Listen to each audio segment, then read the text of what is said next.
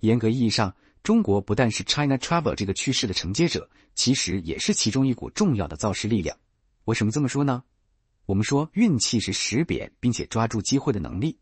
所谓的机会到了，是指中国的144小时过境免签政策早在2013年就开始启动，但直到10年后才变成了外籍游客趋之若鹜的玩法。这期间 TikTok 这类社交媒体推动的民间交互功不可没，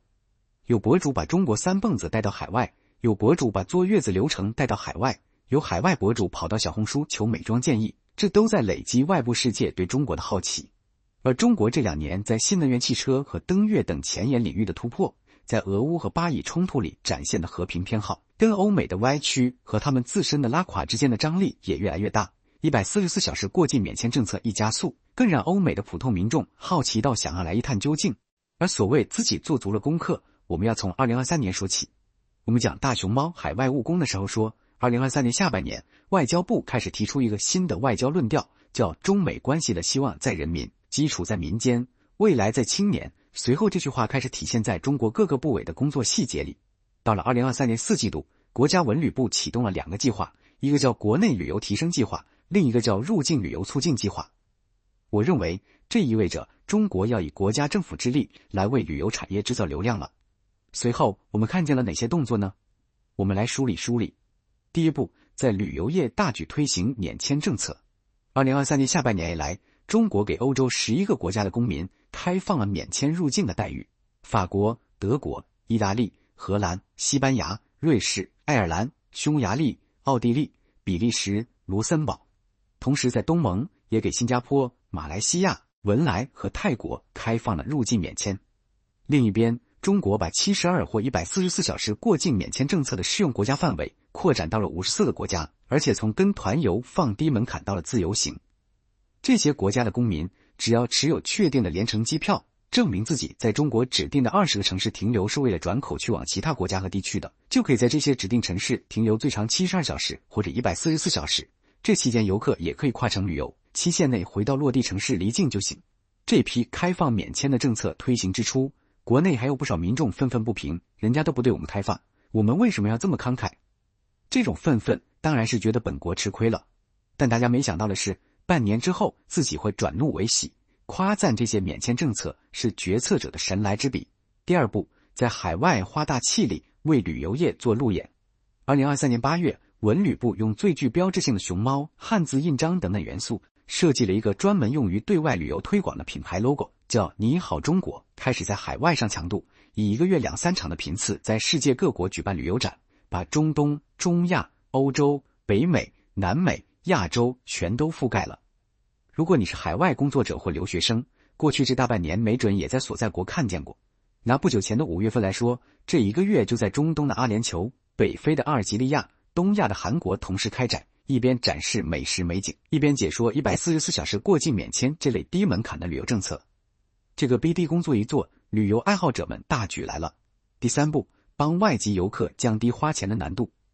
外籍游客开始增加，第一种主流的抱怨声音也开始出现了。中国早在几年前就进化成手机支付的社会了，但外国游客们仍然习惯现金支付或者刷卡支付，他们也愿意体验一下中国的手机支付，但中国的金融系统却缺乏对应的制度支持。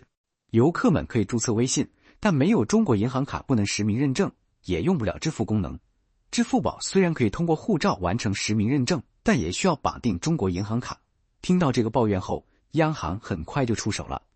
3月初，央行就表态说会督促支付宝、微信财付通降低境外用户的支付门槛。随后，支付宝迅速更新了功能，允许外国游客绑定境外银行卡或者使用对方原本熟悉的境外电子钱包。微信支付也开始支持绑定多种国际信用卡。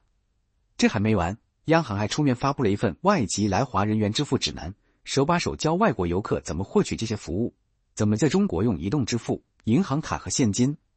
这之后的5一假期，支付宝平台上入境宾客绑外卡消费金额立刻同比增长7倍。微信没有播数据，这也好理解，我们专栏解释过微信对金融业的刻意低调，但他也告诉市场说，广州、重庆、成都的消费热度是全国前3名。第4步，降低外籍游客入住酒店的难度。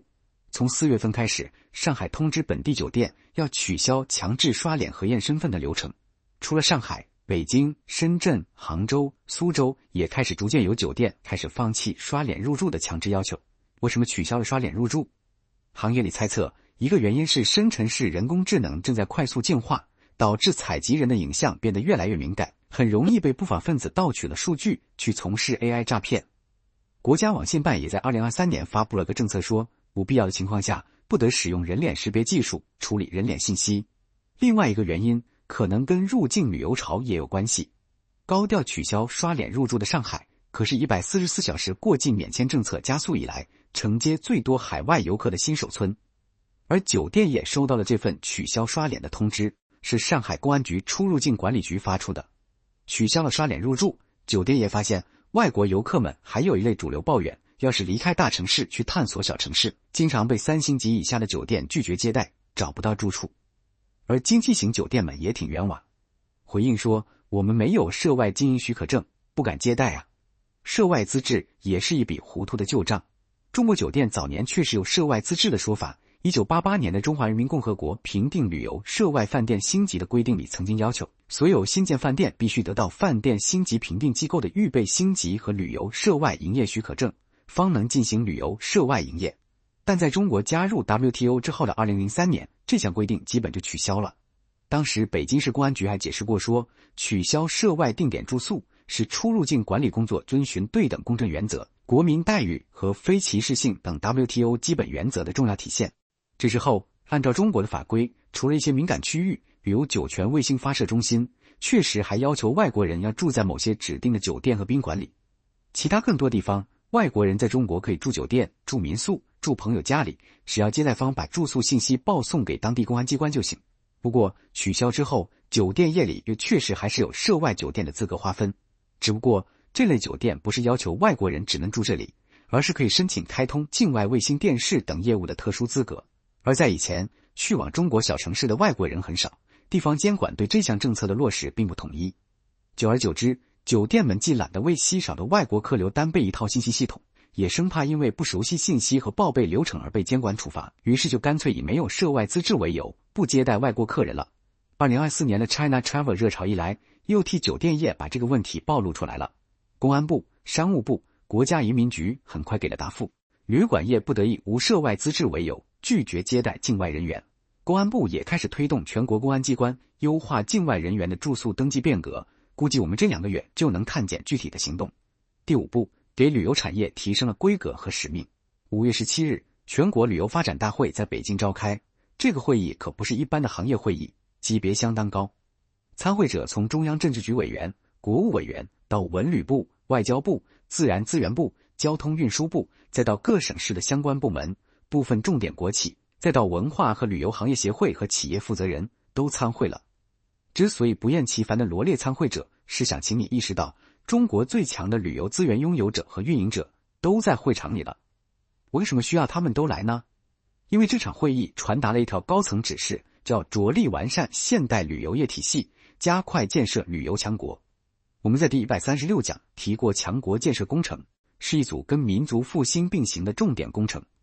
“14五”规划和2035远景目标建议里说，到2035年要建成文化强国、教育强国、人才强国、体育强国、健康中国。2023年底召开中央金融工作会议，又提出了要建设金融强国。旅游强国是个挺大的雄心，毕竟强国是要跟别的国家比出来的。在2024年5月，把旅游强国也列入强国建设工程。我们可以猜测说，在高层看来，2023年以来 China Travel 在海外市场引发的热潮，验证了行业的可行性，旅游业更要往中国的战略支柱产业方向发力了。所以我猜，接下来我们应该能看到各地的文旅局会更为积极的揽客引流，而且不光是对着中国游客喊话了，还会舞到海外社交平台上去。第6步，大规模推动文旅设备的更新换代，优化服务体验。这个我们在第202讲讲过，就不重复了。总结这一讲，我们梳理了在等到 China Travel 这股东风之前，中国自己为入境旅游业做了哪些关键的铺垫和迭代。这些事情我们不需要记住，只需要对他们所代表的趋势留下一层印象。中国政府正在把旅游业视为新兴战略支柱产业，正在以国家政府之力来为这个产业引流和迭代。请教你一个问题，过去10年，中国以举国之力推动发展的产业还有哪些？他们如今的实力如何？给民间带来过怎样的机会？多说一句，中国政府在入境旅游业方向上的探索和获得的经验教训，未来可能还在另外一个战略意图里能够变现成为价值。什么呢？外籍人才来华工作的管理服务问题。中国立志要推动高水平对外开放，其中一项指标就是比拼自己对全球人才的吸引力。如果国企需要引进外籍高端人才，财政上怎么发工资？能不能担任重要机构的法人代表？如果到西安、石家庄、贵阳工作，子女在当地怎么上学？这类问题此前在制度上都没有先例，都需要一一解决。所以你可能知道，前几个月上海出台了一份文件，叫《上海市事业单位高层次人才招聘办法》，就已经做了探索，允许事业单位招聘外国人了。同样的，当前在旅游业摸到的那些外籍游客生活痛点，对长期引进人才的制度设计者来说，也能提供参考。这个宏大叙事我们就进行到这里，